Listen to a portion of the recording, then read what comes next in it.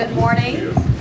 Welcome to Queensborough Hall. Happy Halloween to those who observe, celebrate, and welcome to this public hearing of land use. I believe Ms. Atkins has gone over some of the guidelines for signing up to speak and entering your testimony on the record. But I'd like to kindly remind folks that as we listen to public testimony, please refrain from any kind of effusive demonstration, cheering, jeering, and everything in between. Out of respect to the speakers, each speaker will have up to 3 minutes to speak, and so we kindly ask you to refrain from interrupting their testimonies. And with that, we will proceed.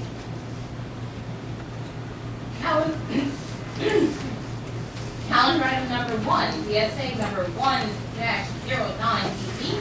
The applicant is the Law Office of Frederick A. Becker. Becker Community Board number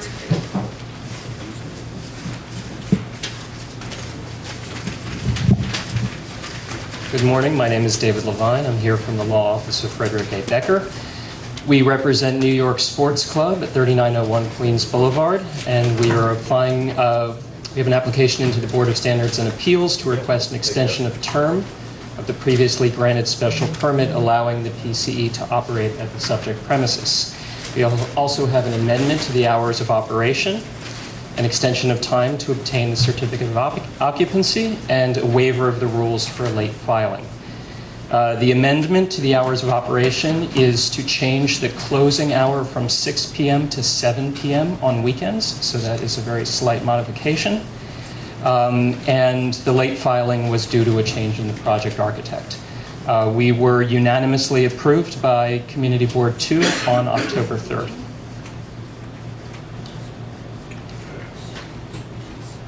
there anything else? And that's all. Short and sweet. Questions?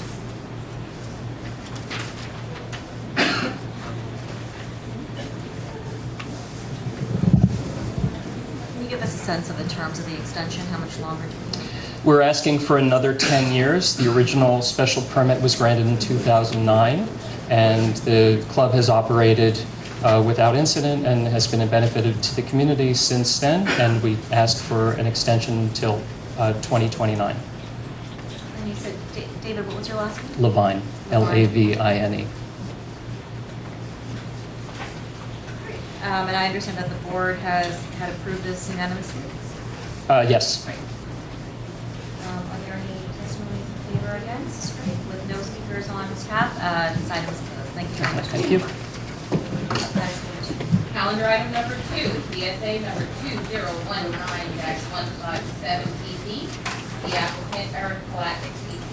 Becker Community Board number 3.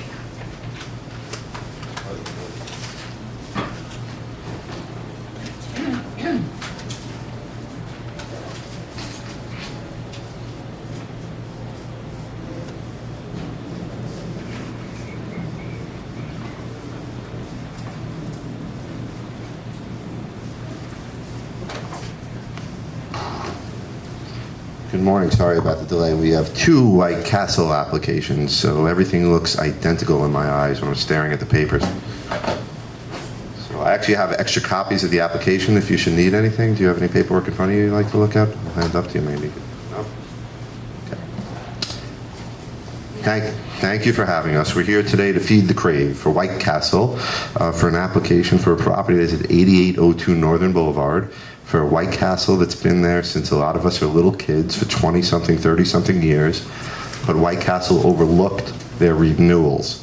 White Castle, as well as most other fast food restaurants in a C1 district, which this is, requires a special permit from the Board of Standards and Appeals to be located there. This property, which is located in Jackson Heights, has been operating since the 90s with a Board of Standards and Appeals special permit.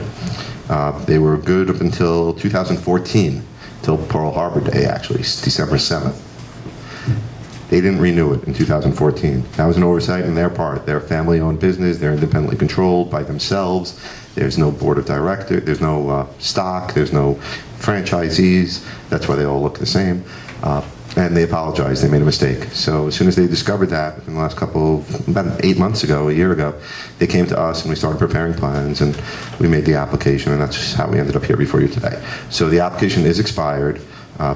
The issue with the reason it might have been expired too is just so you're aware, just as a quirk when you see these, they only run for 5 years. That's by statute. You see the request is for 5 years. So by the time you're done getting this, then we go to DOB and they get a C of O. Most of these companies just want to forget about it, but little do they know, a year and a half later, they have to start the process over again. So if you're wondering, that's sort of a silly process for a drive-through, but that's what they're up against, and that's why we got here. We went to the community board. They were pretty happy with almost everything. They voted to approve it, 39 in favor with nobody opposed to it, which in the my world of community boards and what everybody here is experiencing is pretty good. They did ask that things be restriped a little bit for, there's a white line that guides cars down along the right side of the building. I could show you in the photos if you haven't had the photos, but it's not much. It's just an extension of a line where the cars would be guided. And I will show you. Actually, see, this picture shows it clearly. So it's a minor thing, but if you look at that picture, you'll see over by the drive-thru there's a white line, and then you'll see it disappears right when it gets to the curb cut. So they just asked that the striping there be more clearly made to guide cars through at that point. So they also asked that we replace some of the decorative slats for the chain link on the property line.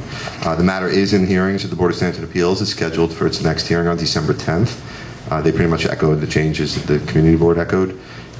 Also, so you're aware, there's a limitation on the hours of operation for the drive-through at this location, which is not true at all. Drive-throughs, it's just at this one. The facility is otherwise open 24 hours a day, but otherwise limited to 7 a.m. to 9 p.m. weekdays, and 8 a.m. to 9 p.m. Saturdays and Sundays. And so if you want to get a drive-through at White Castle there, you better get there before those hours. Noted. And that's the application. There's not much else. And you mentioned that, so the community board's land use committee issued several conditions with their approval? Yes, the ones I just listed, yeah. Okay. There was no... So the white paint? The white, and this is on their, and identify and provide a turning radius caution signage for oversized vehicles. They just wanted to make sure if there are any trucks that came in, that they were able to turn. That's all been attended to. It is all, yeah. And yeah. Well, the sign hasn't been, but the plans are in at the BSA and have been changed to reflect those corrections.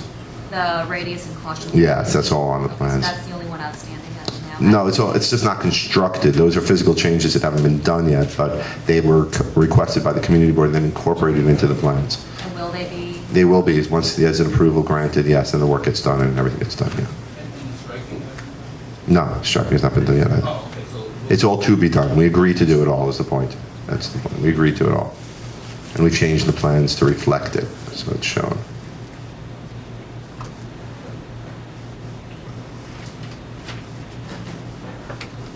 Thank you very much for your presentation. Thank you for hearing us. With no other speakers, this item is now closed, and I understand you're here, Mr. Palatnik, for one more item? Two more. At least one more item. Calendar item number 3, PSA number 2019158BZ, the applicant Eric Palatnik, PC, effective community board number 4. And we try to click in here, but I thought maybe we could use this. I don't know where to go now, though, Irving. I'm all confused.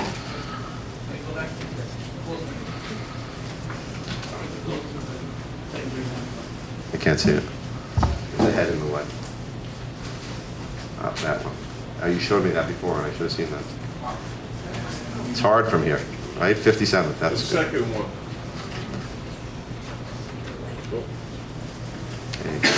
We go to some photographs. All right, hello, Eric Palatnik again on behalf of White Castle. And this site, ironically, is right next door to the Sendek home. For those of you who are old enough to remember the Sendek home, a famous holdout next to Macy's at the Queen Center, is an older woman that had a house that was, I believe, right over here. And she held out during the construction of the Queen Center Mall. We are on the other side. We're White Castle. We've same story as before. It's been there for years and years and years. It's in a C1 district. This one is on a much larger piece of property. The other one was 10,000. This one is 20,000. This has no hours of, no limitation on the hours of operation. If you're craving a burger, you can go there any hour of the day and drive. And it was supported, I believe, a majority of the members and almost unanimously at the community board. There was no problem at all at the community board. It's the same story as before with the previous one. This one expired again in 2014, and we are here to ask your permission to renew it. And I see that the board had approved it unanimously. Yeah, there was Without this. condition, This is no conditions. This one is much. I guess people are not sensitive to this one. Thank you, Mr. Palatnik. Thank you for your time. Any speakers? With no speakers, the item is now closed. Thank you. On to item number 4.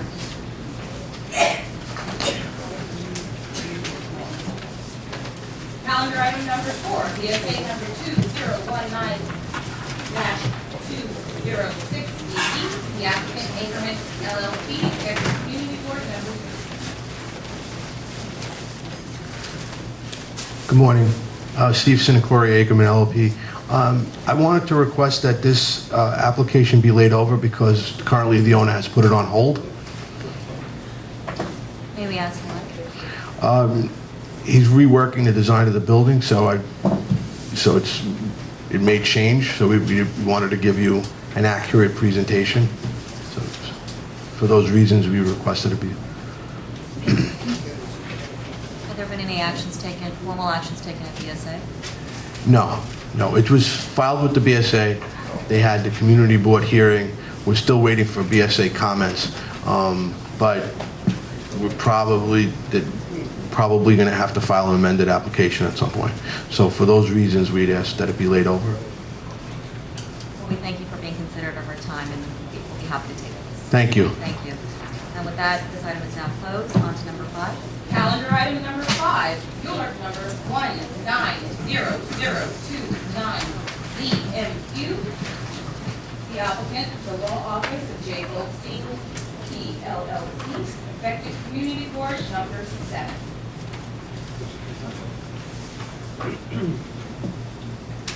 Sorry, trying to see what I'm doing. My eyes aren't what they used to be, apparently. Good morning, Jay Goldstein for the applicant, 8850 Management LLC, the owners of the property located at 147-40 15th Avenue. My clients are actually here. If they'll raise their hands just to introduce themselves. Thank you very much for coming. Oh, I didn't want. I told them to sit somewhere. The proposal before you is for a zoning map amendment to create a C12 commercial overlay over the existing R3A district. The proposed commercial overlay would be 100 feet from 149th Street along 15th Road and 150 feet from 149th along 15th Avenue. Not working? I'll just, I don't know why the clicker's not working, but I have a copy of the presentation here so I can hold it up. Here's a copy, that's the copy of the proposed zoning map change. The proposed action would affect 4 properties along this, the map, that's a good point, the mouse may work, let's see.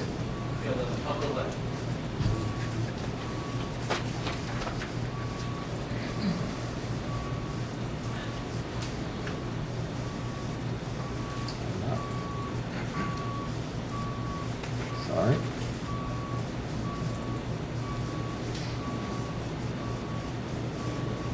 How to do this? If anyone has it? There's no keyboard. No, there's no keyboard. Nope. Apologies. Hardly. Apologies are ours. Thank you very much. It worked before the hearing when we tested it, so. Go up to the Yeah, now I'll do it. page. Change the page. There we go. Got it. So as discussed, the proposed action would create the commercial overlay over 4 properties, Lot 8, Lot 11, Lot 12, and Lot 14. The current uses of those properties, while they're in a residential area, 3 out of 4 properties are used commercially at this time, and one of them is a newly built 2-family residential building.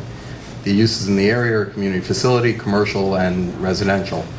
The proposal before you would allow for the legalization of the development site, which it wouldn't create any new development, but it would allow the owner or occupier to continue using it for commercial use. In about 2015, my clients were the end users of this property, bought the property under misinformation from their then attorney, which said that the property could be used for commercial use. History of the site was used for a cabinet factory, a paint shop, and a daycare, so they thought that they can use it for their business, which is a national sourcing company for maintenance, for building maintenance. So within the building, there aren't that many people. They just stage their operation from there where they have call center and send out people. In 2016-17, DOB came and issued a padlock order saying that it's a commercial use in a residential district, and they said if you go through the EULA process and rezone the area to create the commercial overlay, they'll withdraw the padlock, which they did, and that's how we're here before you today. The rationale for the rezoning would be that the the Jaeger House, which is lot 11, would also become a legalized use, right? It's the bottom lot of the lot 11 of the proposed project area, would become a legalized use. Right now, it's a grandfathered use. There'd be no change to the mobile station, and the residential home, which was just built, we assume will not be touched either. We do have support from the Jaeger House and from the residential building, and as there's no impact to the mobile station, that we haven't heard from them.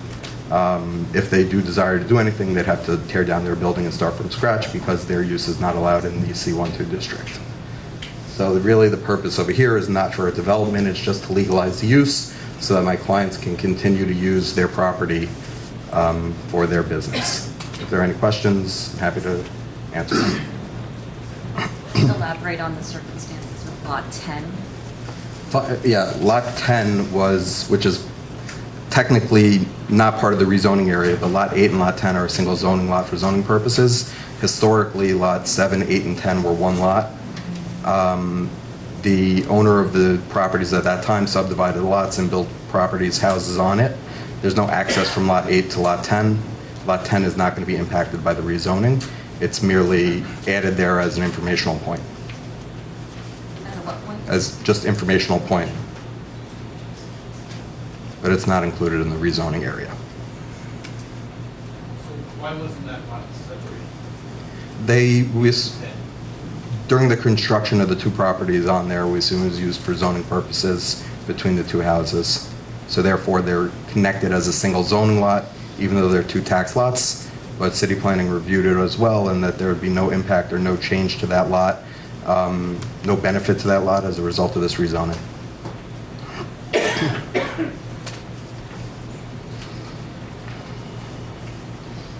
And my condolences for the grief that you probably went through of the misinformation from your attorney.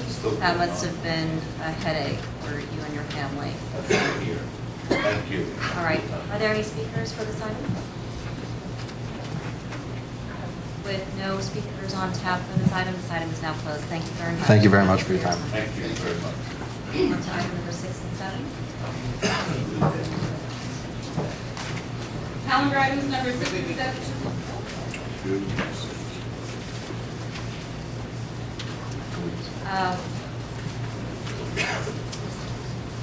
Point of personal privilege, I suppose.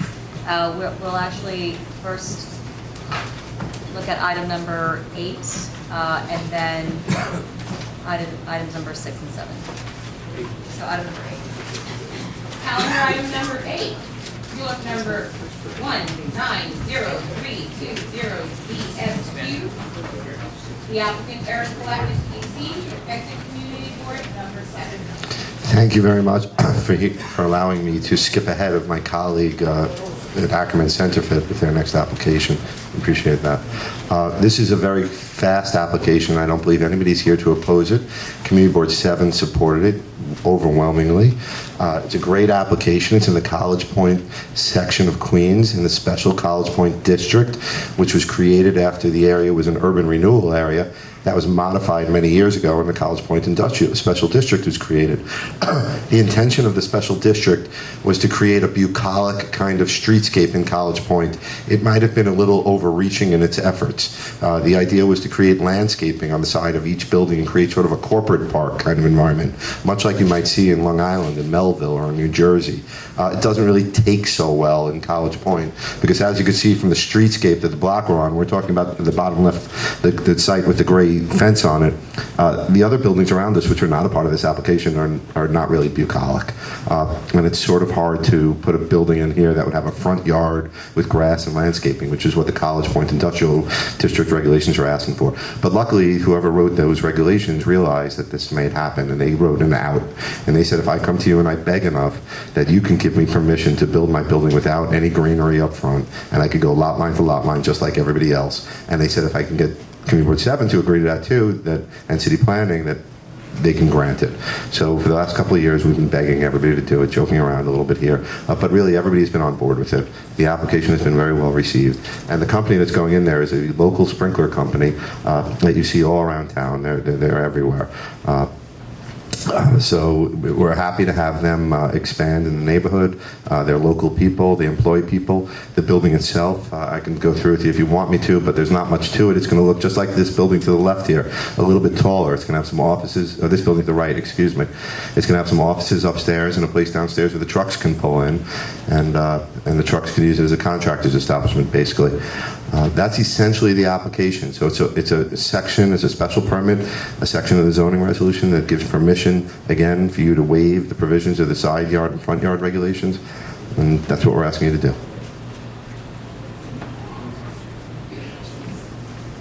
Thank you for your presentation. Thank you very much for allowing us to get in ahead of time. Thank you. All right. Any speakers for this item? With no speakers for item number 8, item is now closed. And we will now proceed to items numbers 6 and 7.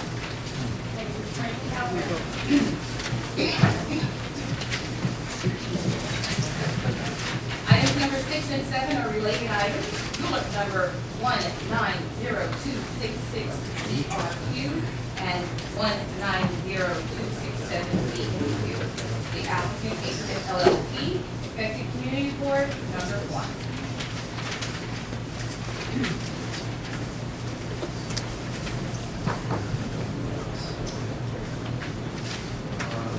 I don't know where you loaded it. Did you put it into the folder? Yeah. Oh. Sorry, second one says 46th Street. No.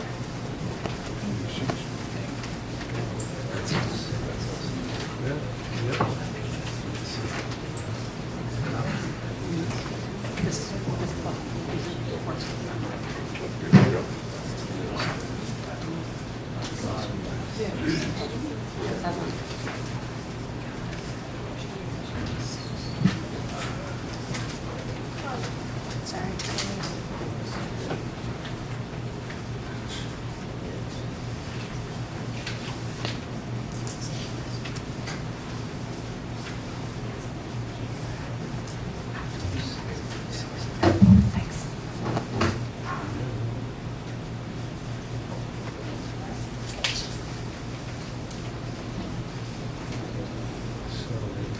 Okay.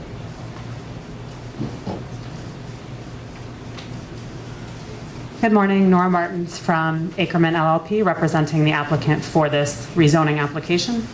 The applicant here is Mega Realty Holding LLC and the Pansipri Association of America as co-applicants for the rezoning. Here today to present the proposed rezoning, which will make existing residential uses on the block conforming and/or complying. We're proposing a rezoning of the entire block in Astoria and will facilitate the redevelopment of 2 manufacturing sites that are not currently consistent with existing development on the block, with a new mixed-use development that includes affordable housing. I'm going to turn it over to Hercules Aguirre from Mega to give an introduction to the team and their development experience. Hello, and thank you very much for listening to our presentation. My name is Hercules Aguirre. I'm a civil engineer. I'm a partner at Mega Contracting. We're proud to be co-applicants in this application with the Pancyprian Association, which is a 45-year-old Astoria-based cultural organization. The project architect is Dattner, which is one of the biggest in New York, with over 50 years experience. And Hanak is the project administrating agent. Also, Hanak is Astoria-based and with a long history. Mega has been in business for 30 years. doing mostly residential buildings as a general contractor. We've been blessed to grow the company to now have about 300 employees and be working on about 15 projects. We've built 100 projects in the city, and we've built about 6,000 apartment units in those buildings. Many of them, about 500 of them in Astoria, the Astoria Hanak George T. Duris Tower, Q41, and Astoria Central. We have built our reputation by being honest, reliable, and responsible. The neighborhood, this neighborhood is our neighborhood because our office used to be in one of the buildings that we're planning to redevelop. The block has the Pistilli building on the north, the parking, Pistilli parking in the middle, the two white roofs that you can see there, which are the two properties that are being redeveloped. The one to the right was our warehouse and offices since 1990, in 1992, when we bought it from Train. And on the other side, it's a residential, smaller homes behind our property. When we bought the building from Train in 1992, we thought we were going into an industrial area, because back then you had the Stern Warehouse, which is now the Pistilli building. You had Shaler Weber, where now the Cube Smart building is. And our property was taking much of the block. And the residential was a small component on the backside.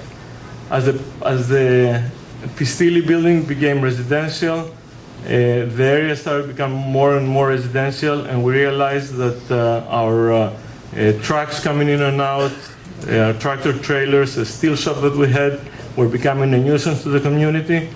We had a lot of employees that were taking up the parking of the area, and we eventually became a wedge between the residential on Ditmars and the residential towards the Grand Central Highway, which doesn't have any other neighbors on the other side. We finally found a new home on the other side of the Grand Central, which is an office building with a big parking, and we moved there.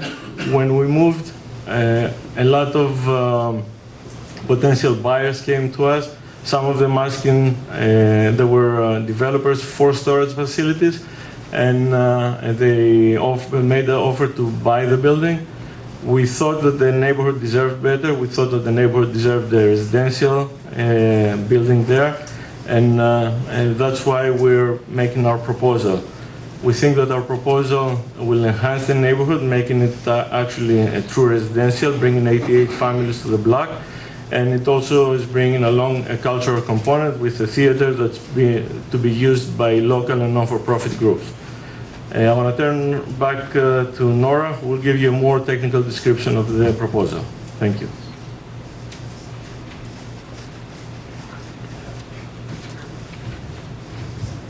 So you can see here in these photos, these are some photos of the development site, which fronts on 46th Street and on 45th Street on the block that's located between Ditmars Boulevard and 23rd. The area map here shows the existing land use and zoning context, as well as the full block that we're proposing to rezone. You can see right now the large orange is the Pistilli building, the multifamily residential, which occupies about 2/3 of the block. The two purple sites that are outlined in red are the development sites, which are the only two non-residential sites on the block, proposing to rezone those to R6A to permit residential development, and then with a C24 overlay on 45th in order to allow, there is an existing commercial establishment, Joe's Garage Bar, on the corner of 23rd and 45th, and also to allow commercial on the 45th Street frontage of the development site, consistent with the shopping center that's located across the street. The remaining development, as Hercules mentioned, is 1 and 2 family homes that they're currently zoned in a manufacturing district. They're non-conforming in the M11. We would rezone that portion of the block to R4, which would make those uses conforming without incentivizing redevelopment of those sites with multifamily. And finally, we're also including the Pastille building, which is the 6-story multifamily building on the block in our proposed R6A zoning district. It's currently zoned R4, and the R6A better reflects the existing bulk of the building without allowing for future additional development.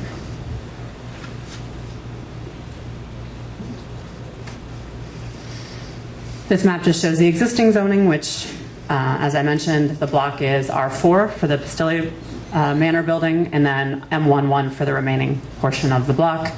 Currently permitted uses under the existing zoning include community facility uses, retail and commercial uses, use group 16, warehouse, self-storage, and use group 17, manufacturing uses.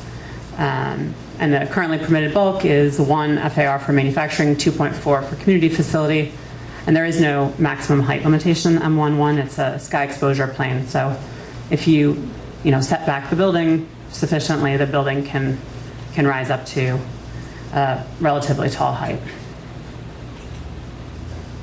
The zoning change map just further illustrates that proposed change that I just discussed. And in addition to the rezoning action that we're seeking today, we're also seeking a zoning text amendment to establish a mandatory inclusionary housing designated area, which would require that any future residential development in the designated area, which is coterminous with the proposed R6A district, would include a permanently affordable housing component. We're mapping both, it's hard to see on this slide, here. We're mapping both MIH option 2, which is 30% of the floor area at an average of 80% AMI, and also the workforce housing option.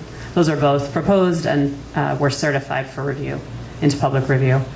The current application and the applicant is proposing to utilize the workforce housing option, which Manny Kokonakis from Mega will discuss in more detail in just a moment.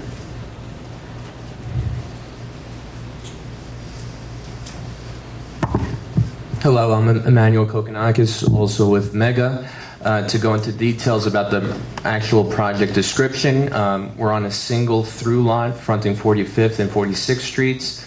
The proposed development will be a 6-story base rising up and then setting back 2 additional floors for 8 stories total. There'll be a common commercial base, which will include a 250-seat theater for the Pan Cyprian Association, parking, and retail use on 45th Street. The total number of the units of the building will be 88 units. We had multiple meetings with the Land Use Committee of Community Board 1. Our initial proposal included many more units, almost 50 more units, including many studios. We heard community concerns and reduced our unit count to 88, which include no studios, and all 1, 2s, and 3s, with 60% of the units 2 and 3 bedrooms for supporting family units.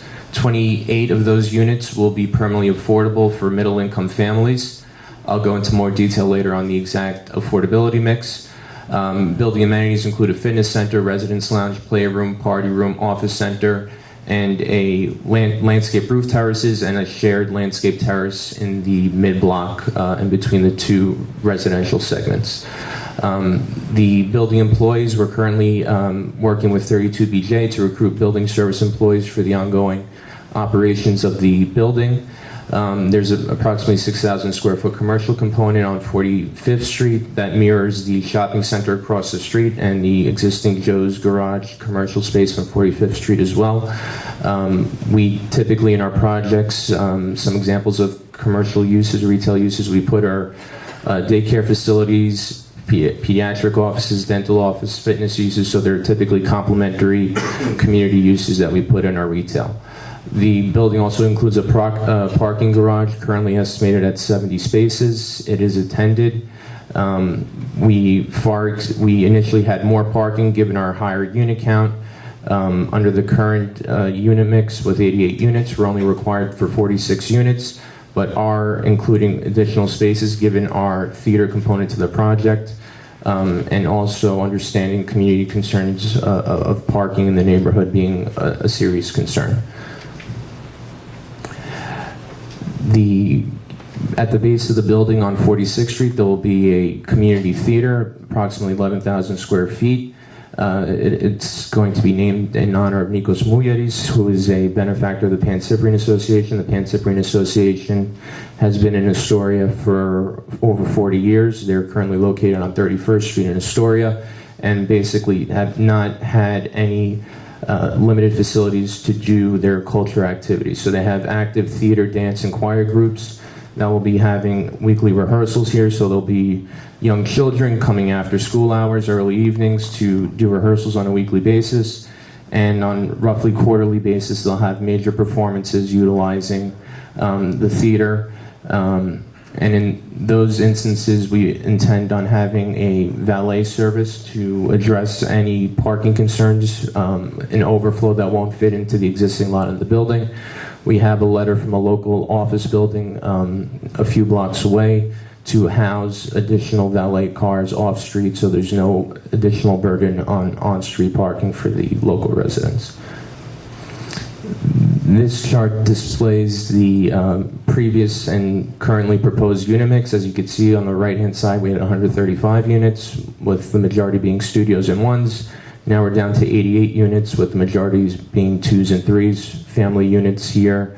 And here shows the affordability mix of those units. So we'll have units at 70, 90, and 135% AMI.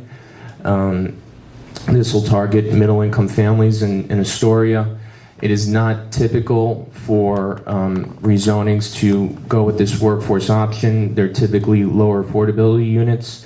And the reason being that we're requesting this is we are providing a fully fit-out theater to a local not-for-profit group at a significantly below market discount, and it'll be a form of cross-subsidizing the rental loss from the theater space. So having higher affordability levels here will allow us to have viability, long-term viability for the theater. Also, the target here, I think, is very in fitting with the Astoria residents for middle-income families, dual household incomes, a lot of family units in the building. Households with dual incomes, as you can see, there's a wide range of income levels that'll qualify for the housing, 47,000 being the minimum, and up to 163,000 on the high end. So very wide array of affordability. HANIC will be the administrating agent for the lottery process and actively marketing the affordable units. There will be a preference for the affordable units, 50% going to local community board residents, and also a preference for municipal and mobility and hearing impaired. This is a rendering of the proposed project. As you can see, the 6 floors at the street level. Given the community feedback, we set the building back roughly 10 feet to give a very wide sidewalk approach, and also keep the building in line with the neighboring properties on the block, so it's not overburdening the street.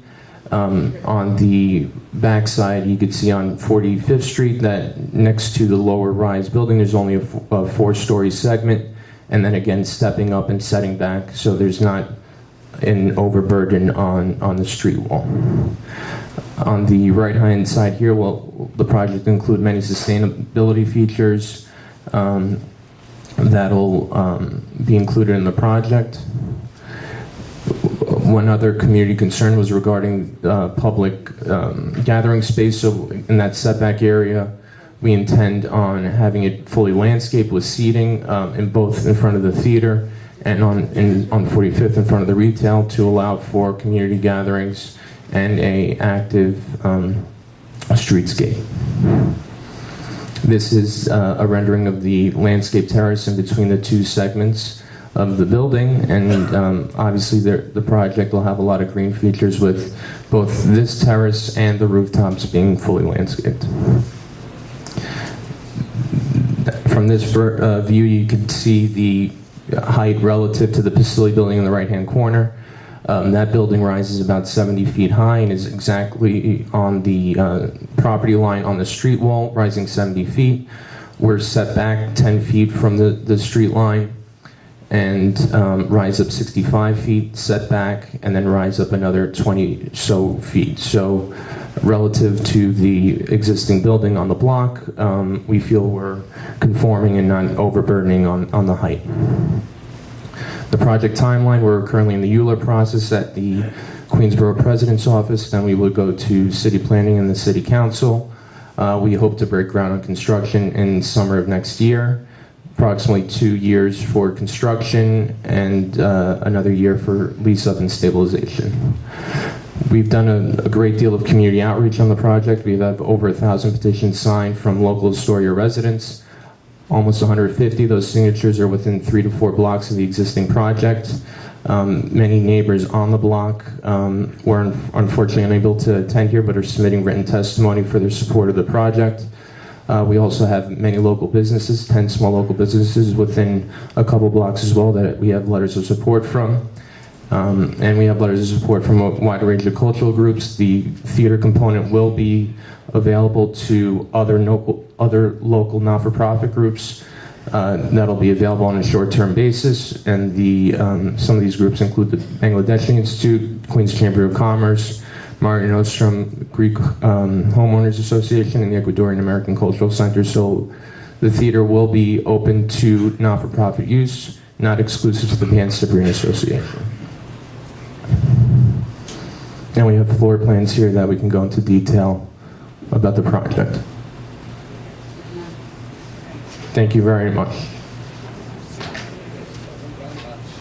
I think just before we finish up and ask the questions, I just wanted to address the community board's vote on this project and briefly go through their conditions. We have a letter responding in more detail that we submitted to the Queensborough President's Office yesterday, and I have a hard copy today, responding more detail to the conditions, but wanted to address them quickly here. So at the full board meeting on October 10th, Queens Community Board 1 voted 21 to 12 with 1 abstention on a motion to disapprove the land use application presented today with conditions. I think the community board issued their recommendation yesterday, which included the detailed conditions and also some background and discussion. And I think just wanted to clarify a few points and then go into the conditions.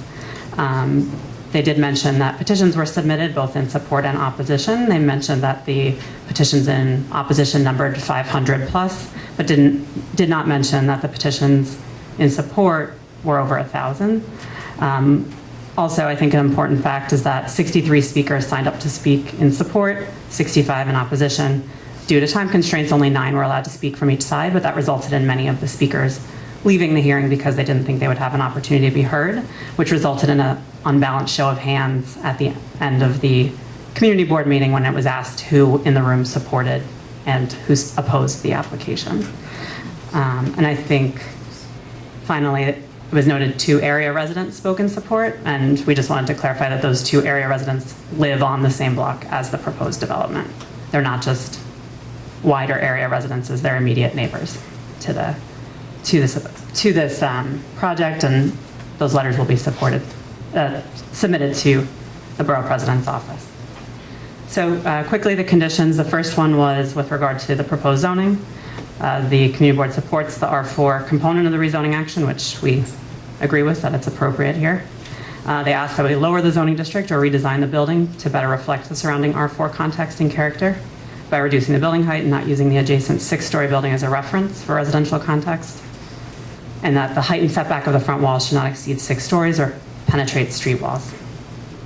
So with regard to the R6A zoning district that's proposed for the remainder of the block, we believe that it is consistent. It's consistent with the Pasilli Manor building, which, while it is the tallest building in the neighborhood, it's a significant portion of the block. It's 2/3 of the block, and it's part of the built context of the neighborhood. The R6A zoning designation will bring that. It's over 300,000 square feet and 70 feet tall building into greater conformance without allowing additional development, and will facilitate the redevelopment of these 2 manufacturing sites, which are really not consistent with existing zoning or land uses in the neighborhood.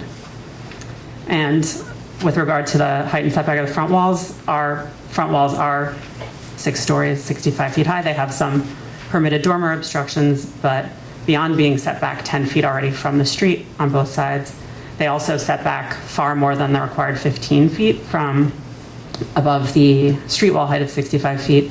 They're between nearly 30 feet setback. So those last 2 stories, the 7th and 8th story, are set back nearly 40 feet from the street in most locations. So given that massing, which was designed very carefully for this reason, we think the pedestrian experience of the building will really be of a 6-story building. The second condition that the community board had was about the MIH option. They asked that we select MIH option 1 for 30% of the residential floor area. MIH option 1 was not one of the options that was certified by city planning into public review. We're proposing on the map options 2 and the workforce housing option. And option 1 is 25% of residential floor area at an average of 60% AMI. Here we are proposing 30% of the residential floor area under the workforce housing option. So we are complying with that portion of the community board's condition that 30% will be permanently affordable, but we can't include option 1 as an option here.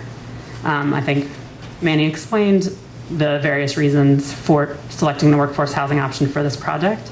Beyond subsidizing the theater, it also does serve a wide range of incomes, especially for two earner families.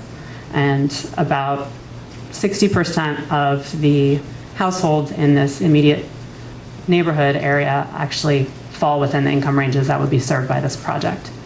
So while the income, the average income for Community Board 1 overall is lower than the workforce housing option, this does serve a need in the neighborhood, especially for family housing.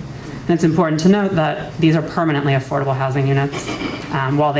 While some of the units may be close to or above market rate right now, they will not rise in the same way as the market rate units. They will remain affordable as the years go on for families in this neighborhood. The third condition from the community board was with regard to density, asking that we limit the maximum number of units to 88 and the unit mix that was proposed, which we're committed to do. We've proposed 88 units, and the apartment distribution was 0 studios, 40% 1 bedroom, 40% 2 bedroom, and 18% 3 bedroom. That was actually conditions 3 and 4. Condition 5 was with regard to open space, provide landscaped areas accessible to the public as passive open space, which, as Manny explained, we are proposing to do on the 2 front building setbacks at the street. Those will be landscaped, and we'll have seating proposed to be accessible to the public. 6th condition with regard to parking was to increase the number of parking spaces to avoid attended parking that requires 24/7 personnel for vehicle retrieval, and to provide discounted parking rates for tenants and parking validation for theater attendees to encourage garage use. We are looking to increase the number of parking spaces. Currently, we're proposing 70 spaces for 88 units, which is far beyond the zoning requirement of 43 parking spaces. We may be able to get about 10 more spaces. We're working on that for a total of 80 spaces. Unfortunately, there's no way to increase the parking and avoid attended parking. If this was self-parking, it would be drastically reduced number of spaces. And it actually is an incentive. Having the attended parking is an incentive for the developer to offer discounted rates to keep the garage full, since there are operating costs associated with an attended parking garage. And as stated at the hearing, the developer intends to offer a 20% discounted monthly parking rate for tenants to encourage their use of the on-site parking instead of street parking. And they'll establish a validation system with the theater component to offer a preset event rate for any theater event attendees. Again, to encourage them to use the garage and not park on the street. The final condition from the community board was with regard to the theater use, to limit its use and rental to nonprofit community and cultural groups, which is something that we can commit to. That's the use of the proposed community theater would be by only nonprofit community and cultural groups. We have several groups that have already expressed interest and support for this project, and would be able to use it when not in use by the Pan-Cyprian Association. So those are our responses to the community board's conditions, and we're happy to respond to any questions you may have. Just to be clear, so of the 7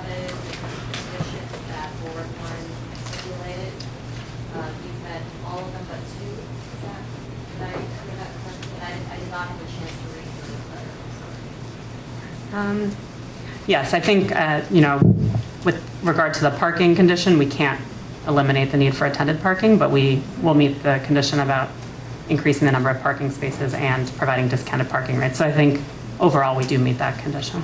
Okay. So all but 2.5 of the conditions. The two Yes. conditions that you are unable to meet are the changing R6A Correct. and the AMI. Yes. Thank you for that clarification. What other questions? Go back to slide 14 with the breakdown of AMI. And you mentioned, so of the 88 units, 28 will be affordable? Yes. And how would that be broken out? Help me make sense of how many of the 28 are going to be At each AMI level? right. Absolutely. So at 70% AMI, we will have 2 one-bedrooms, 2 two-bedrooms, 1 three-bedroom. At 90%, 2 one-bedrooms, 2 two-bedrooms, 1 three-bedroom. At 135, 7 one-bedrooms, 8 two-bedrooms, 3 three-bedrooms.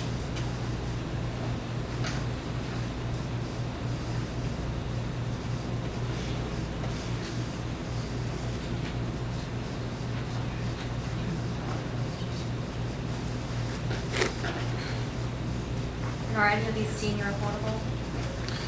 They are not zoned for senior affordable. With Hannick as our administrating agent, our goal is to actively market to the senior population locally in Astoria. They have many local senior centers, so they will actively market the units when the lottery comes available to the senior population of Astoria. For these 28? Correct.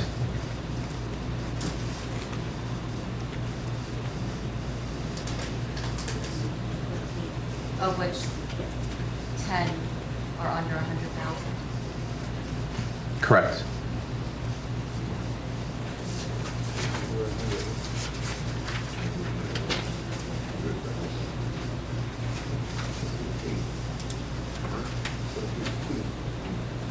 Will it be built with union labor? We're contemplating non-prevailing wage construction.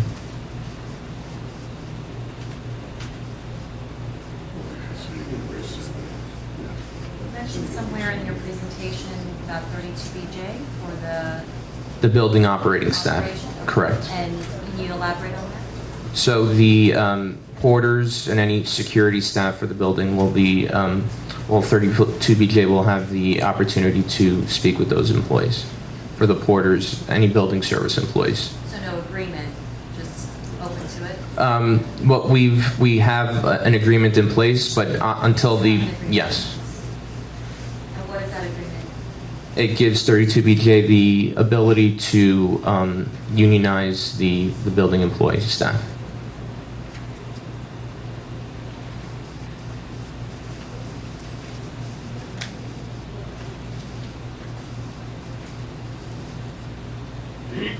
The parking, you mentioned there will be attendees.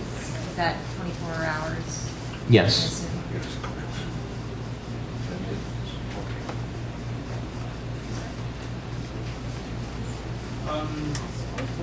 We just go through the physical property of the building. So the facility building, how many feet, how many feet tall?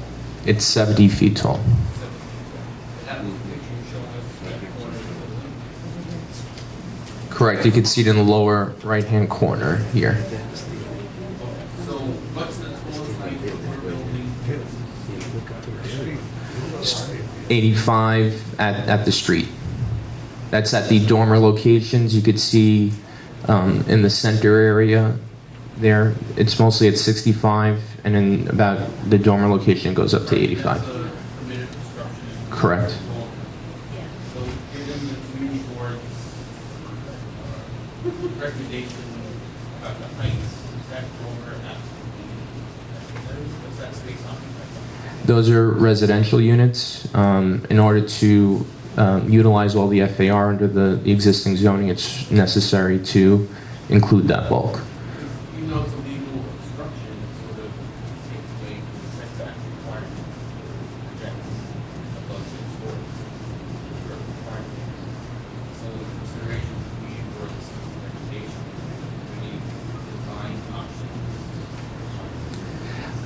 I don't think there's a way to fit the bulk under the zoning without including those dormers. If we were to eliminate the dormers, we would in fact lose units. About, it's probably about, I could do a quick back of envelope calculation. It's several thousand square feet, yeah. It's on both frontages. It's, yeah. And what's the width of that courtyard on It's going to 60, yeah. A little over 60, yeah. It's the required rear yard equivalent distance from the building segment.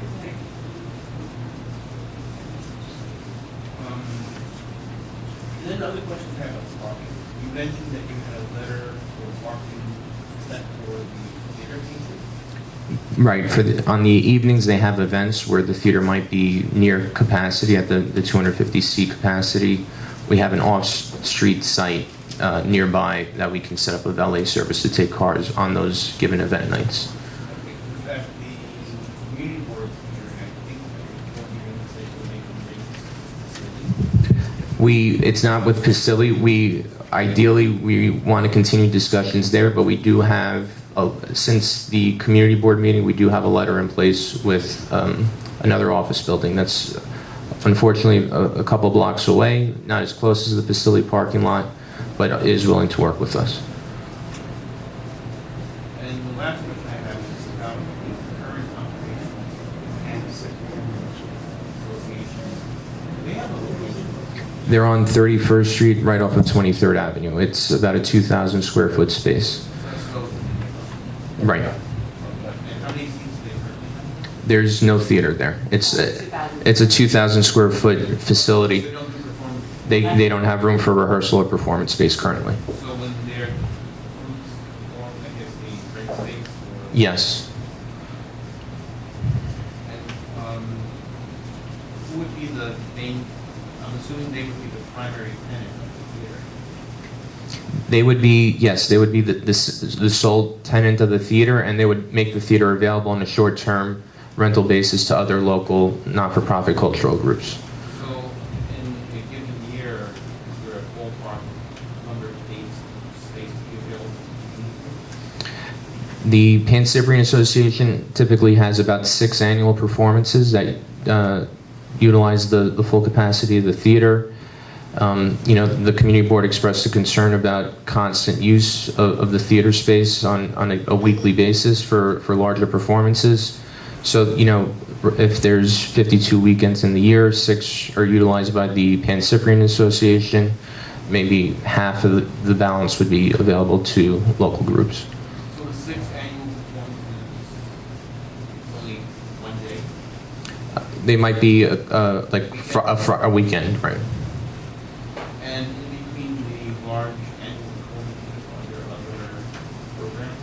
There are constant rehearsals on a weekly basis by multiple groups, and there are also lectures as well. They have a women's division as well as an athletic division that will be having team meetings there and trophy ceremonies and things of the like. So some of the ceremonies might be attended by as many as people as rehearsals with other uses, not for that. Correct. And those will be ongoing weekly uses. Right. So the smaller uses like rehearsals, traffic meetings, the parking, the off-site parking be made available to them? The Pan Cyprian members are typically local residents, and the groups that we're talking about are for typically children. So under their current programs, the parents drop off and pick up their children, or they walk locally. So there's not a high parking demand or burden for those weekly performances. And we also have the on-site garage that will be available as well. So are there after-school programs? There's dance, theater, choir that are going to be after school early evenings, yes.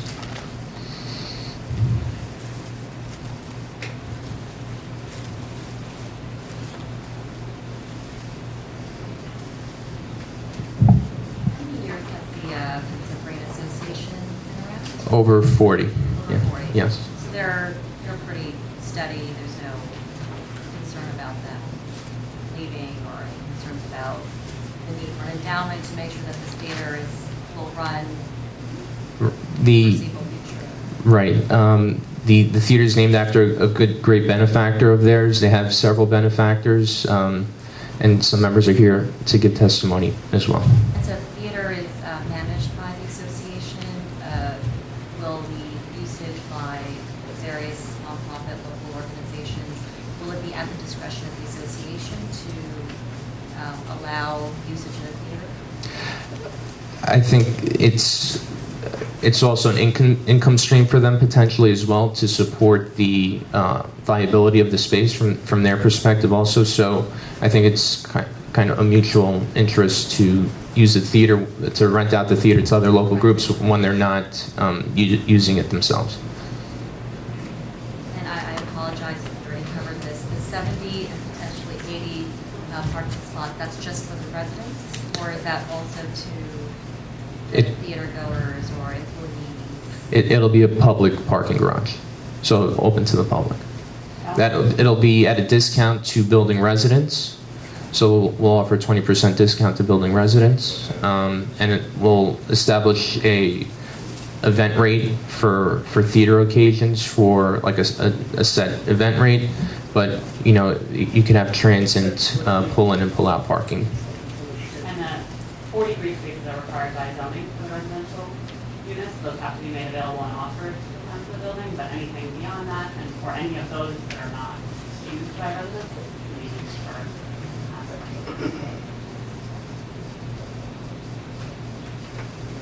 I apologize. Can we go back to slide 14? Sure. My math is wrong, and I don't mean to be nickel and diming, but so 90% AMI 221, Yes, and then 135 AMI 783. correct. So that's total 29 units. We have 5 at 70, 5 at 90. 5 and 7? Yes, What was the breakdown? 221. 221 at 70. Correct. And what's at 90? 221 as well. 221.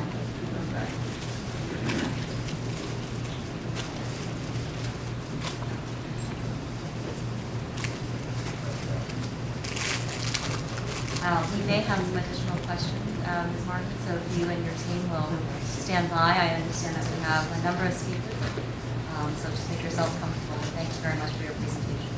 Thank you very much, and I just wanted to submit these petitions, letters of support, and our responses to the community board. Thank you.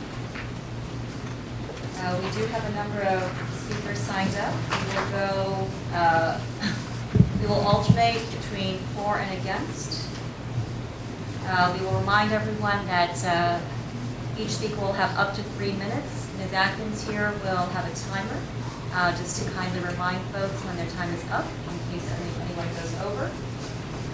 And another kind reminder to everyone to please refrain from any cheering or jeering and anything in between, so that we can be respectful of people's time and testimonies. First up, we will have Effie Antonu of Astoria, followed by Luigi Bozzo.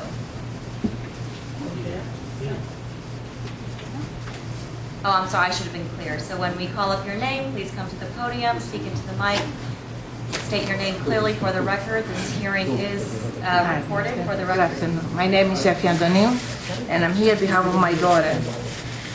I'm a New York City Department of Education teacher, and I cannot take the day off from work. Please consider my testimony in support of the residential development of the Pacific Association Theater. As a lifelong resident of the Astoria-Dayton area, and also a teacher serving the same community, I believe that the residential development and the Pacific Association Theater will be a long-term investment for our community. The Pacific Association Theater will be developed on the ground floor, will promote culture and arts of the whole community. Activities of a culture-centered theater are necessary for growth and provide unique experience to the community. The Hellenic community needs a facility in which to sing, perform, play games, and make music and art, develop talent, teach techniques, share ideas, and learn from other creators and performers ways to express life in richness. A cultural theater had the potential to become a landmark and a hallmark of the community that can provide a place for education, holiday gatherings, lectures, activities, philanthropy, and everyday fun. As an educator that works and lives in the same community, the zone school where this development exactly is being built is underutilized and has had a decrease of students' population. Declines like this can ultimately lead to school closures and an influx of students attending other schools in the area. More families moving into the residential development will increase enrollment, save teaching jobs, and will ultimately benefit our already struggling schools. A household moving into a new community generally spends about 3/5 of his income of goods and services held in the local community, causing an economic ripple that permanently increases the level of economic activity for local business owners. The list of goods and services affected includes groceries, home improvement, beauty salons, clothing, fitness centers, school supplies, and so on. Also, area business benefit from increased patronage, allowing them to increase income jobs availability, and more purchases made from local vendors. I hope you consider all of these positive factors and reasons why I feel that a residential building like the Pacific Association Theater will be beneficial for the Astoria communities. Thank you. Thank you, Ms. Antonio, and thank you for taking the time to testify today in person. Up next will be Mr. Luigi Vazzo, followed by Frasso Tsukas, followed by...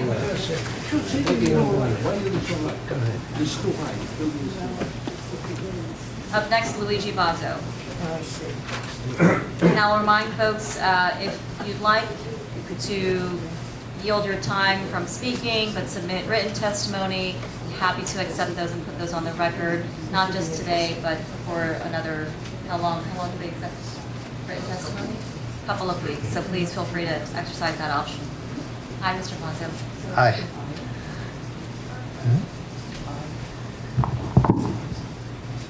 I been living in this community for 50 years, and I like the way it is, and I hate these big changes. You know, I'm against this big building. I like to keep the area quiet and private. In this case, I just want to ask, there's no parking now. If you'll kindly speak. I'm sorry. Oh, no problem. Yeah. If you'll speak into the mic, Yeah. this is on the record. Right now, there's no park. You can find a parking lot. You don't forget about it. Imagine after so many big theater, they come almost every week, right? For, you know, and then they do the play, whatever. It's going to be a mess. It's impossible. And then we don't have an 8th floor. No place in Astoria in that zone. We have a 5, yes. There's only Distillery, but we don't have 8th floor. Why? There's the airport. It's too high. Why 8th floor? There's one family next door. One family, 2 family. A line. What are they going to do, those people? It's fair for them? We pay a lot of tax in Astoria. That's impossible to do 8th floor. And I don't think I like that. I think it's going to be a mess with all the people. We like to keep the area quiet and private. It's been like this for a long time. We like to keep it the way it is. I'm not Thank you. against the building by 8th floor, it's out of the question. Sorry. Okay? All right, 8th floor is out of the question. We don't have no 8th floor, no place. You know, around the zone. Thank Okay? you. That's all, thank you. Would you state your name in the mic? Oh, my name is Norma Bozzo. Yes. Okay. And before you leave, Yes. I will need you to fill out one of these sheets. Sure. For each testimony, it'll be one person per testimony. So for this, we'll just kind of let it go. But for future speakers from the public, please kindly remember it is one person at the mic. Thank you, Ms. Vazzo. Up next, Frazo Tsukas, followed by Rudy Sarkisi.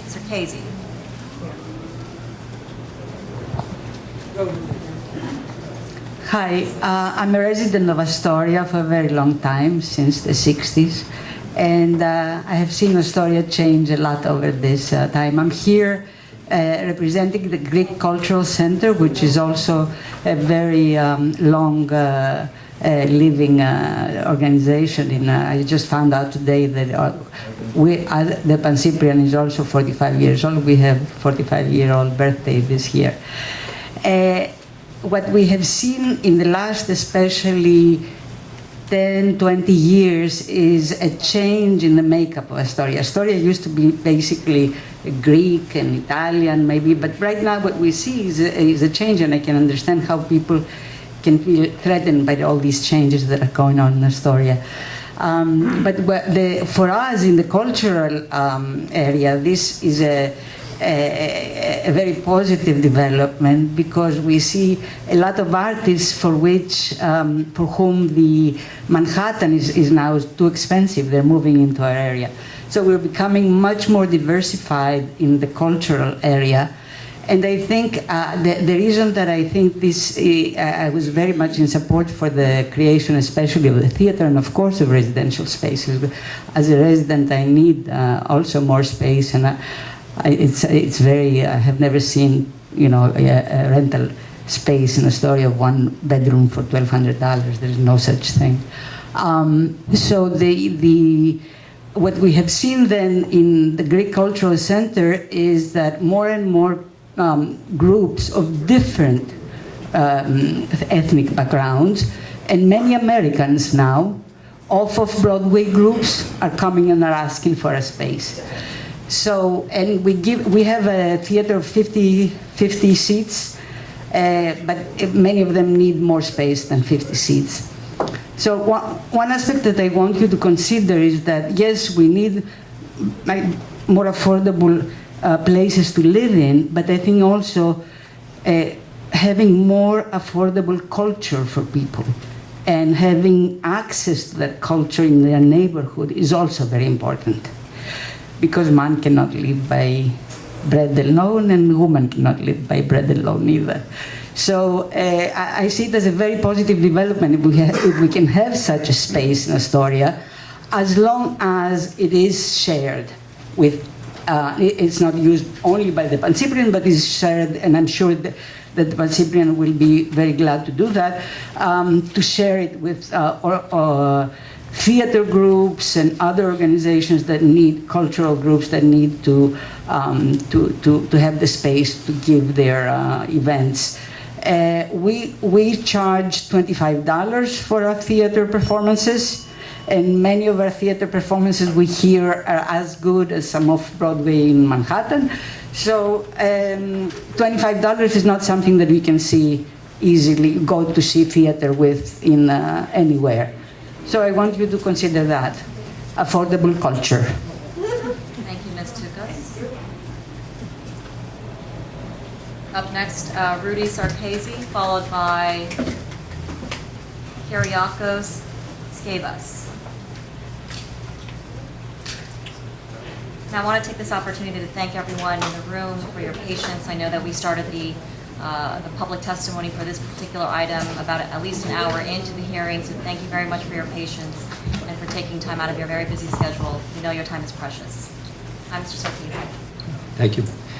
My name is Rudy Sarkezi. I'm a member of the Community Board over 20 years, previous president of the Astoria Homeowner and Tenants Business Civic Association for 23 years, currently serving as a treasury of the past 2 years, active member of many organizations in Astoria community, a lifelong resident, a homeowner in Astoria with a plaque over the proposed project by Mega Construction.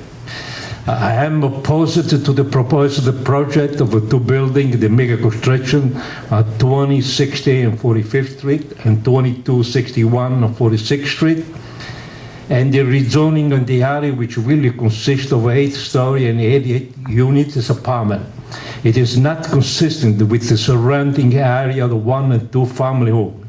I would not only change the character of the community, but in my opinion, destroy the residential area. We have obtained 700 signature petitions from homeowners and residents surrounding the area of the project, all in opposition to the project. And I would like to mention they presented the the petition, which was at the community board, which is I'm a member in the zoning committee there too, was 88 in favor of the project, and most of those people is not the surrounding area. And they had about 700 for the theater, which is almost 90% of those people in favor of the theater is not living in the community. And you can check them, I guess you have that. Thank you.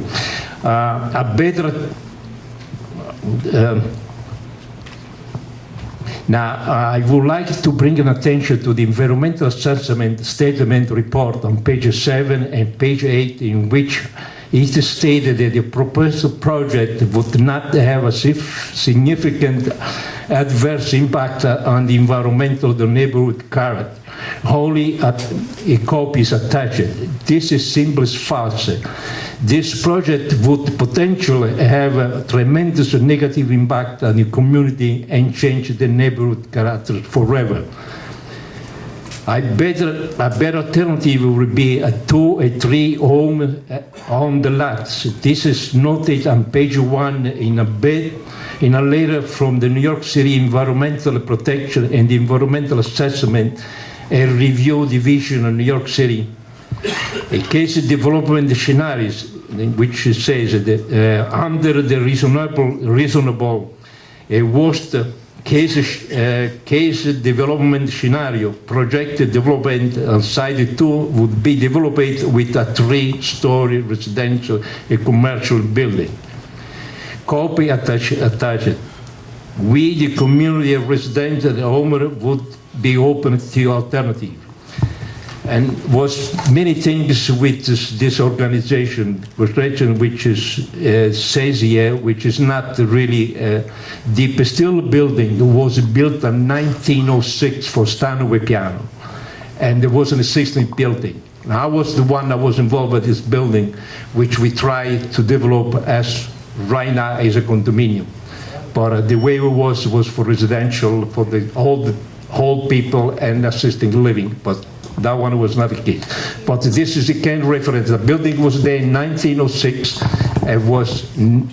It was not built, now we change it. Now we change it, this zone there, which is not reflected to the community. And we have people there, 1 and 2 family house. Please, I consider what the community is. We don't want to change our community. People have been there for many years, from generation. And we have many high buildings, which the zoning has been changed. We agree with that. But change in this area is unacceptable. Thank you. Appreciate it. Thank you, Mr. Sarkisi. And can I ask you a quick question, Mr. Sarkisi? You'll come back to the mic.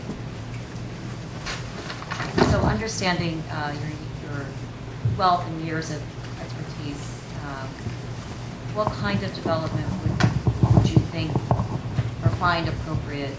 It's something which reflects the community. I don't know if you know where in Hopen Didymus and story there is a residential 1 and 2 family house.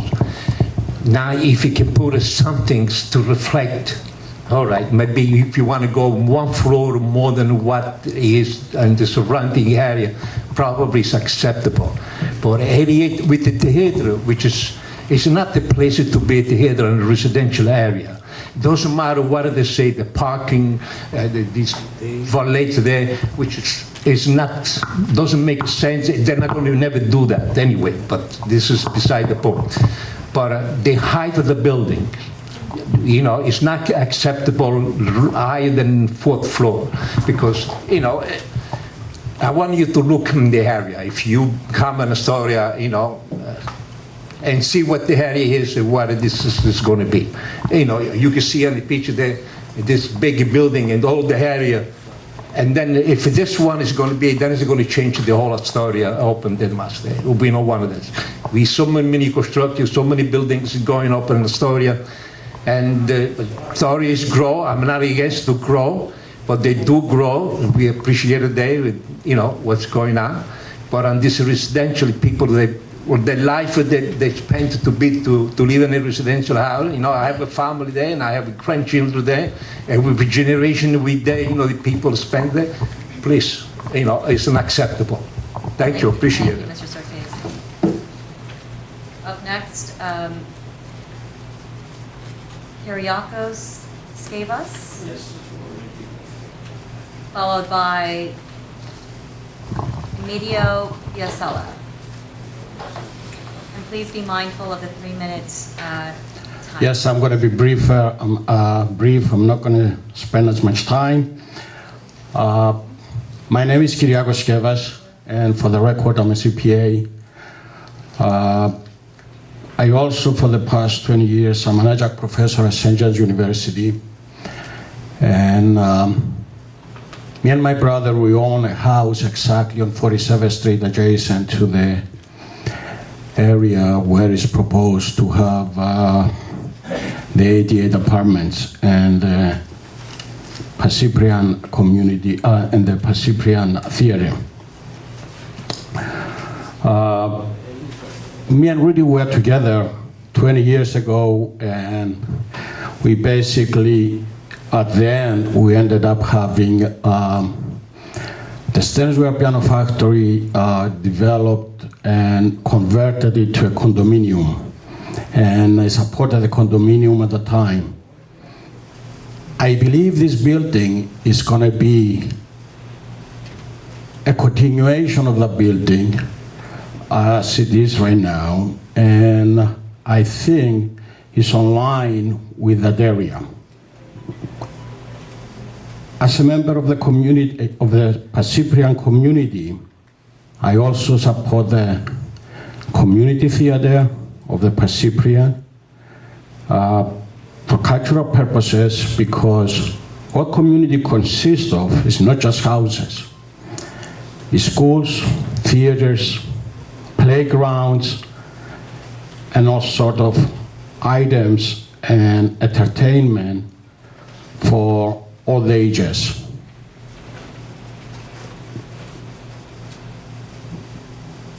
At this point, I have nothing else to add, but just as I said, I will be very brief. I support this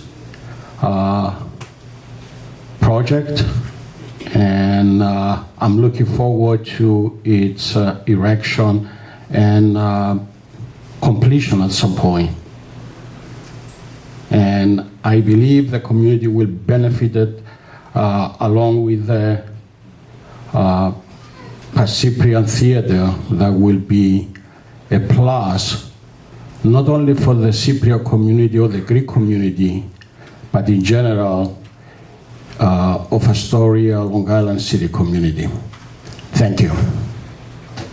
Thank you, Mr. Skavas.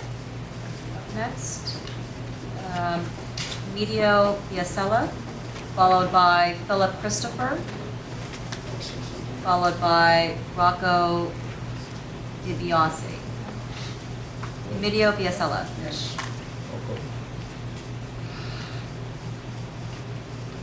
I don't like the idea of what's going on. I've been living in the area for 48 years. And having the 6 floors going right there, and to me it looks like a shoebox. No stylish at all. No matter which way you go, 10 feet this way, 10 feet the other way, don't make no sense. Another one is 88 apartments, 70 car space, ridiculous. Because everybody in the family, husband and wife, a couple of kids, they got 4 cars. You only park 1, maybe. Where is the other 3? On the street, we already have a problem. It's a no-no. The future is going to be very lousy. So, nothing else I have to say. Thank you. Thank you for your time, and thank you for delivering your testimony in person. Up next, Philip Christopher, followed by Rocco DiBiase.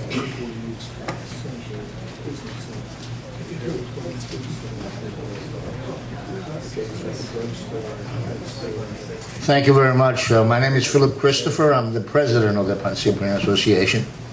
And of course, an organization has been around for 45 years, where we operate in 6 divisions, including our theater division, our cultural division, our women's division.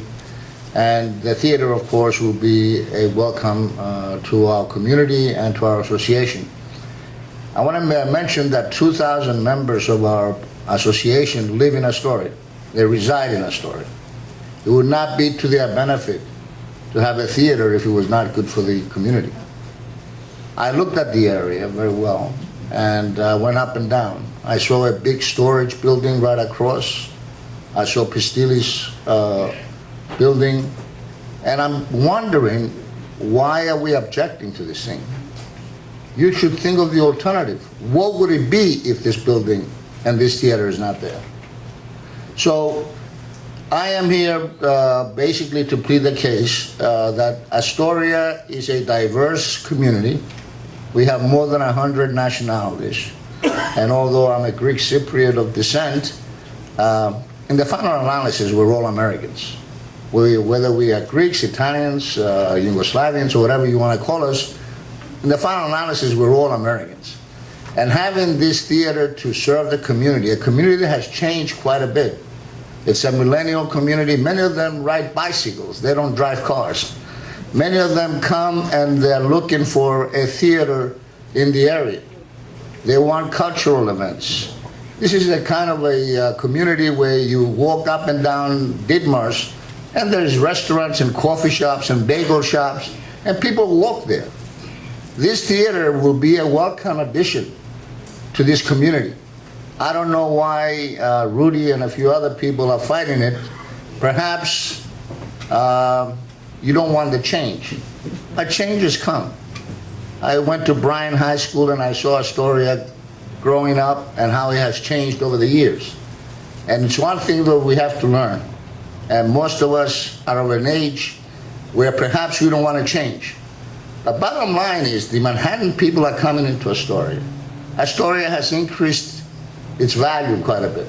And it's because of these millennials and these people that are coming there. The people that ride the bicycles and like to go to the bagel shops and to the theaters. And I can tell you there's nothing in Astoria today that serves that purpose. That little corner on 46th Street is a perfect corner to upscale the Astoria community, to upscale the value of your homes. And I just don't want to argue because our members want the benefit of Astoria. If they thought that this structure would not be in the benefit of Astoria, we will all be against it. Thank you. Thank you, Mr. Christopher. Next, Rocco DiBiase, followed by Seamus Berry.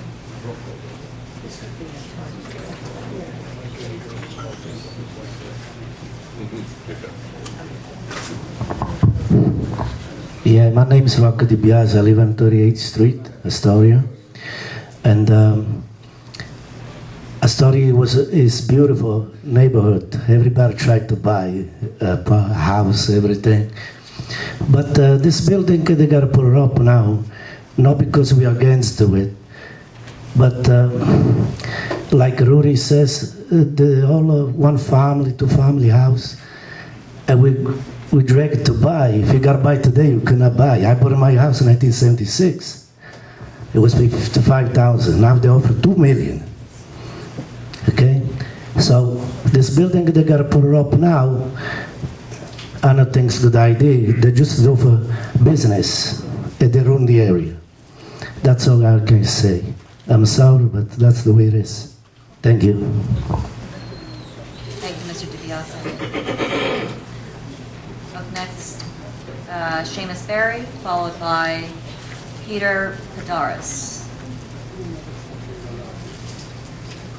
Good morning.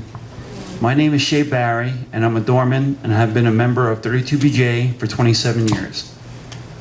I am here today on behalf of my union and the 4,500 32BJ members who live and work in Community District 1 to share our support for this project. New York's economy is hard. Working families, and we believe that in order to create a more balanced New York, new developments should come with commitments to create prevailing wage building service jobs. We are pleased to tell you that Mega Realty has made a commitment to provide prevailing wage jobs to the future property service workers at this site. Additionally, we know this development is to be a special one.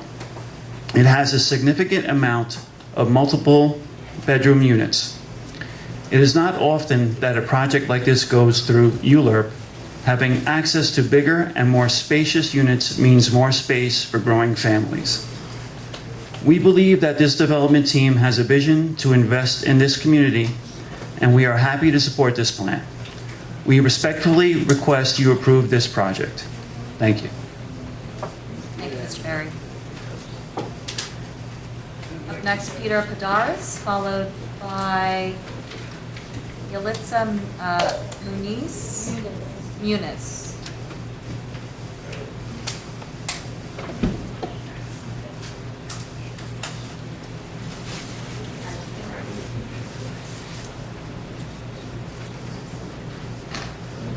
Good morning, everyone. I'm also a long-term resident of Upper Ditmars. I've owned my home there for over 20 years. My daughter has also been there for a long time. She also owns her own home. I'm for change.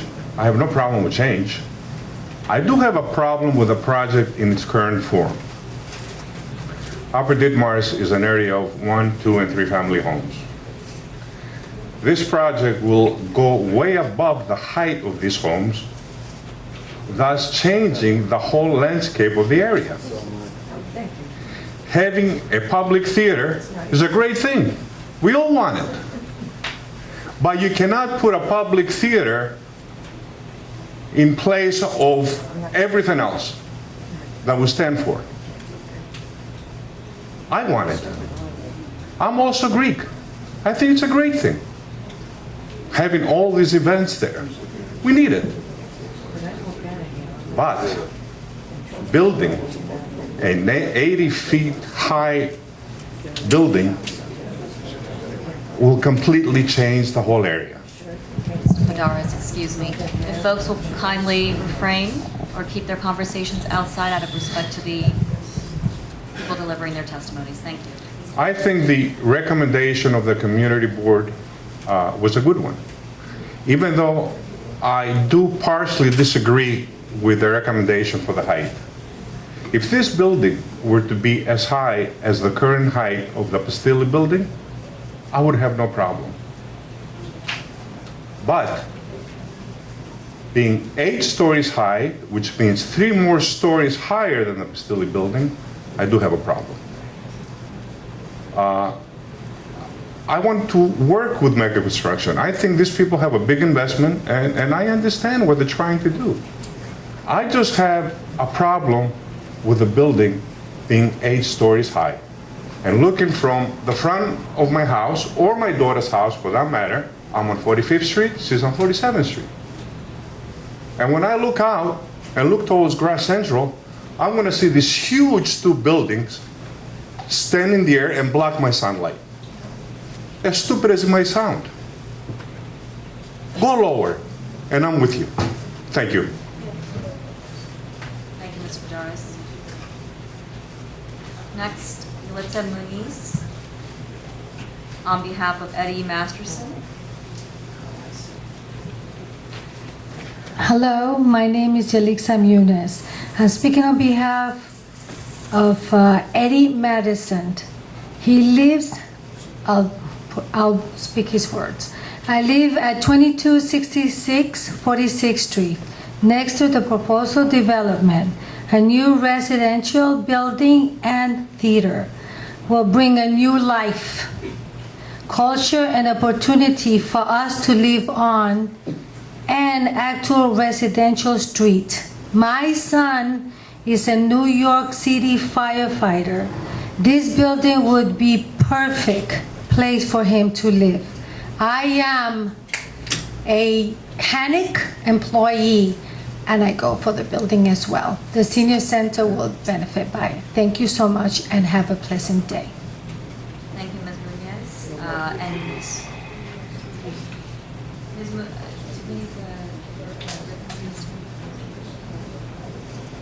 If you have a copy of the testimony on behalf of Mr. Masterson, what we can make a copy whenever you have a chance. Thank you, Ms. Muniz. Up next, Carmine Inalut.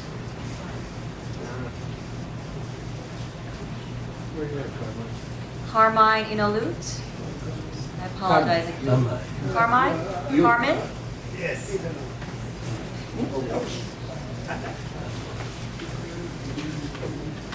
Followed by Richard Kuzami, followed by Anthony Bruna. Borough. Good morning. I'm sorry, what is your name? Carmine Arovito. I guess everybody talks once and once, but the really problem is this, it's already overcrowded. Now everybody goes with the bicycle. See what they do in Astoria Park, bicycle, the people, we go backwards. Now the environmental, we have the same sewer. They know the sewer, they back up the streets. We need to, when you put more building, you need the roads, you need the sewer, you need the school. The politician, everybody promise everything, but they never do anything. So now we put more people, more. Then I see the price too, affordable. It's not affordable. It's something wrong. Everybody want to make money. But before you build, you need sewers, you need water, you need a lot of. They built with the same sewer, with the same water pipe, gas pipe. We're going to end up and be in trouble. I know the builder, they want to make money. They don't care what happened. They tell you the moon, it's red. They want sales. They're salesmen. Because they want to make money, but they don't say the truth. Did you see where they did Astoria Park? Even they built a new building over there. They used to be park a lot. They built the building. Now the people, they can park. Oh, we have park a lot underneath. You go there, you can find park. They tell you what you want to hear, but they don't say the truth. You say it's the park a lot. What are you going to have a park? Already you can park now.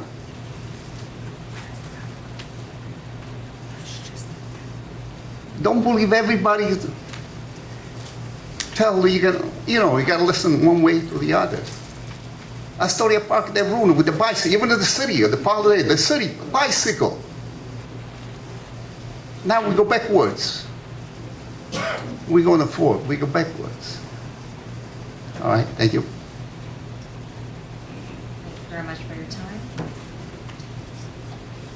Up next, Richard Kuzami, followed by Anthony Makura, and then followed by Atizio Vidanici.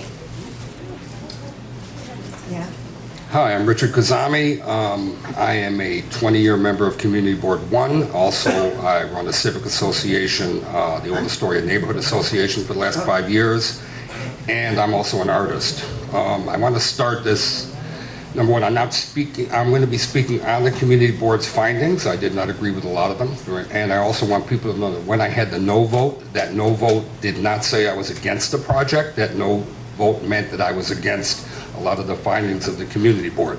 So I think that needs to be clear. First of all, arts. Historically, the artist has relied on contributions from the private sector. If we relied on the public sector, we would never eat, to be frank. And this has been going on for thousands of years. This is an extension of that, and I think that encouraging the private sector to contribute to the arts is essential in the cultural health of this country, of the city of Astoria. So I hope that, in fact, that's kept up. Also, on the community board's findings, first of all, their one finding when they suggested that they wanted the building to be in context, but not considering the Pastilli building, just makes no sense to me. By definition, context means that you have to look at the neighboring buildings in the neighboring neighborhood. If you eliminate the big elephant in the room, then you are not building in context. So the whole concept to me is irrational. Also, parking requirements. I think the parking requirements that they provided are pretty good, considering that the city itself, the policy-wise, new people that are moving in are basically against automobiles. And I have the feeling that in the future, you're going to see a lot of these parking lots converted to apartments and stores, because there's going to be less and less use for cars in the next 20, 30, 40 years. You have to look ahead. So I think it's very important. Also, and this is something that I disagree with the developer on, I think they should be using option 2. That's much more affordable, and it is certified. So I suggest that you really look at option 2. Lastly, if this rezoning is not done, the as-of-right uses that can go in that site are much, much, much more onerous than anything that's being put up and proposed today. In M1, you can have a homeless shelter, you can have a hotel, all this stuff can be done at warehouses. This is all as of right. They do not have to go through this Euler process. They can just be sold, build it, and you will be stuck with that homeless shelter, that hotel, or that warehouse. Make sure that you watch what you're doing. Thank you. Thank you, Mr. Gonzalez. And thank you for your service on Community Board 1. Next, Anthony Papura, followed by Antilio Vidinici, who will be our last speaker unless there is anybody else. Please come forward and fill out a speaker's tab. Hi, I've been a resident of Astoria for about 10 years now, and what I've noticed is the traffic every year gets worse and worse. And you know, Astoria is originally 1, 2, 3 family houses. I understand the need for bigger apartments and this and that. It seems like there's just too much.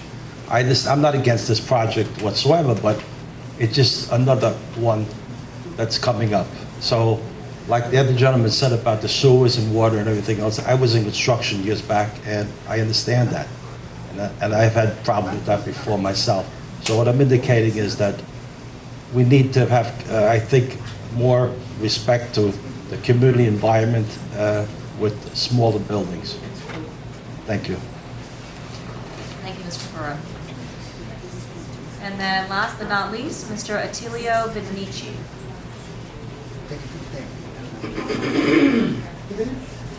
Yes, are you Mr. Vidinici? And if there are no other speakers, Mr. Vidinici will be our final speaker. Good afternoon. My name is Attilio Vidinic. I have been living in the residential area since 1970. This project for the Mega want to do is a beautiful project. I love it. I love it right now, but then later on might become a political issue. Building 88 stories, that's going to change Astoria a lot. There is already no more parking. On 49th Street where I live, which is only 2 blocks away, I have a difficulty to get out of parking from a garage. And I complain many times, why did I put some bump on the road so that the car cannot speed, because everybody's trying to be the green light to go over the pace for the Grand Central. But nobody does anything about it. And what I'm here for just to say that I oppose to that project because it's going to ruin Astoria. Let's keep Astoria as it was. Thank you. Thank you very much, Mr. Vidinici. And seeing as how there are no other speakers, I'll ask the applicants to come back up to the mic. And just a reminder to folks, if over the next few weeks, if you feel so inclined or so inspired to submit testimony, please feel free to submit them to Queensborough Hall. Ms. Martins, just bear with us a little bit. It's been a long 2 hours.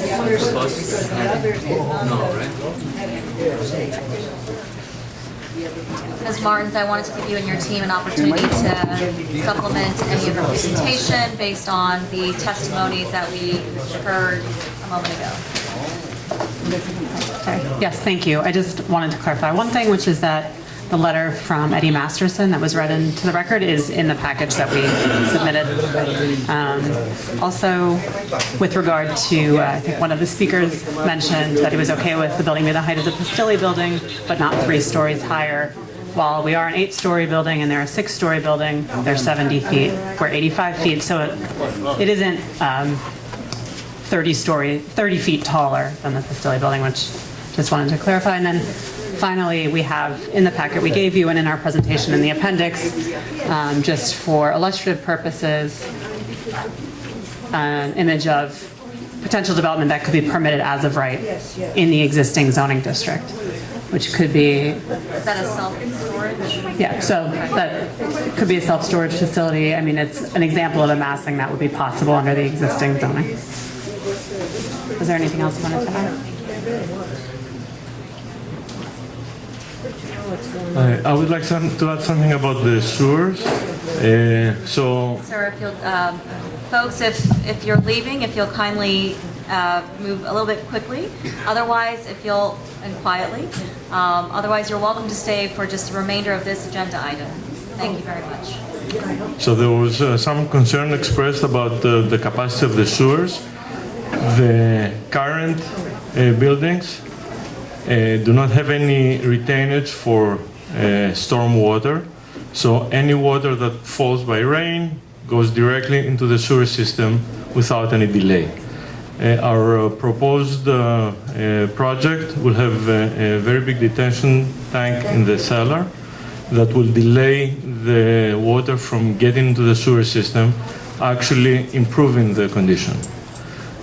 Regarding other utilities, the electric, our building has a lot of power because it was a manufacturing building, and Shell Weber across the street was a huge manufacturing facility that needed a lot of refrigeration. So there's a lot of power in the street. So we're going to be using much less power than was used 10 years ago.